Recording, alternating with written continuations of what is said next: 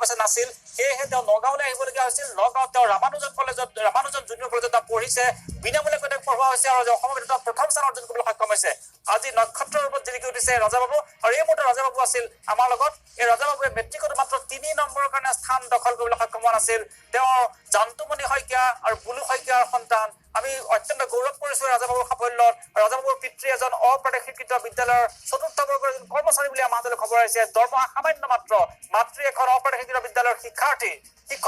কিন্তু একাগ্ৰতা আৰু অধ্যাৱসায় ৰাজাবাবু আজি আমাৰ বাবে সকলোৰে বাবে আদৰ্শ ৰাজাবাবু আছে যে আমাৰ লগত মানৱ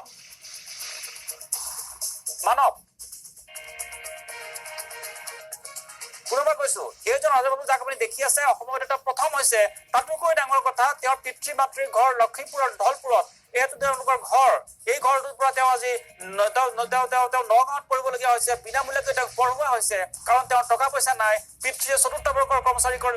হিচাপে কাম কৰে অপ্ৰদেশিকৃত এখন বিদ্যালয়ত চতুৰ্থ বৰ্গৰ কৰ্মচাৰী মাতৃও সেই একেখন বিদ্যালয়ৰে তেওঁ কৰ্মচাৰী তেওঁলোকৰ কোনো দৰমহা নাই অপ্ৰদেশিকৃত বিদ্যালয় কিন্তু তেওঁলোকে পঢ়াব নোৱাৰি তেওঁলোকে নগাঁও ৰামানুজন কলেজত গতাই দিছিল এইজন তেওঁলোকৰ সন্তান হওক আৰু আজি অসমৰ ভিতৰত পিতৃ মাতৃক তেওঁ সুনাম কঢ়িয়াবলৈ সক্ষম হৈছে গৌৰৱান্বিত কৰিবলৈ সক্ষম হৈছে এই ৰাজাবাবু আজি সকলোৰে বাবে প্ৰতিজন শিক্ষাৰ্থীৰ বাবে কি অনুযোগ কি অগ্ৰজ প্ৰতিজন শিক্ষাৰ্থীৰ বাবে আজি আদৰ্শ হোৱা উচিত কিদৰে অধ্যাৱসায় ধৈৰ্য আৰু একাগ্ৰতাৰে জীৱনত সফলতা অৰ্জন কৰিব পাৰি আজি ৰাজাবাবু শইকীয়াই প্ৰমাণ কৰি দিছে আমাৰ সকলোৰে বাবে গৌৰৱ সকলোৰে বাবে আদৰ্শ আমি ৰাজাবাবু শইকীয়াক অভিনন্দন জ্ঞাপন কৰিছো আৰু তেওঁৰ উজ্জ্বল ভৱিষ্যত কামনা কৰিছো ভৱিষ্যতলৈ তেওঁ এইদৰে জিলিকি উঠক এটা নক্ষত্ৰৰ ওপৰত পৰিণত হৈছে ৰাজাবাবু শইকীয়া এই মুহূৰ্তত ৰাজাবাবু শইকীয়াৰ লগত আছে আমাৰ সাংবাদিক মানৱ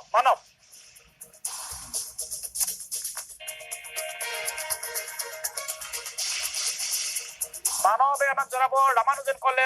জুনিয়ৰ কলেজ নগাঁৱৰ পৰা প্ৰথম স্থান লাভ কৰা ৰাজাবাবু শইকীয়া আমাৰ সকলোৰে গৌৰৱ পুনৰবাৰ কৈছো পোনপটীয়া সম্প্ৰচাৰত আছে ঠিক আছে ৰাজাবাবু শইকীয়াৰ পিতৃ মাতৃ নিশ্চয় আমাৰ লগত আছে নহয়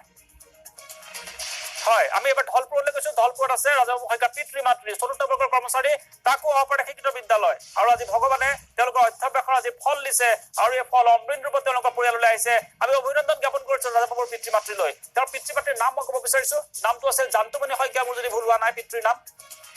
জান্তমণি শইকীয়া মোৰ যদি ভুল হোৱা নাই আৰু মাতৃৰ নাম বুলু শইকীয়া হয় পিতৃ মাতৃৰ বক্তব্য আগবঢ়াইছো হিচাপে বৰ আনন্দ লাগিছে ৰাজাবাবুৱে যে এনেকুৱা এটা এইটো কালে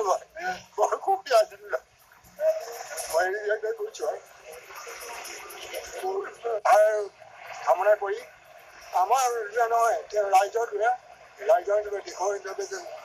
ভৱিষ্যতে কাম কৰিব পাৰে তাৰে মই কামনা কৰিছো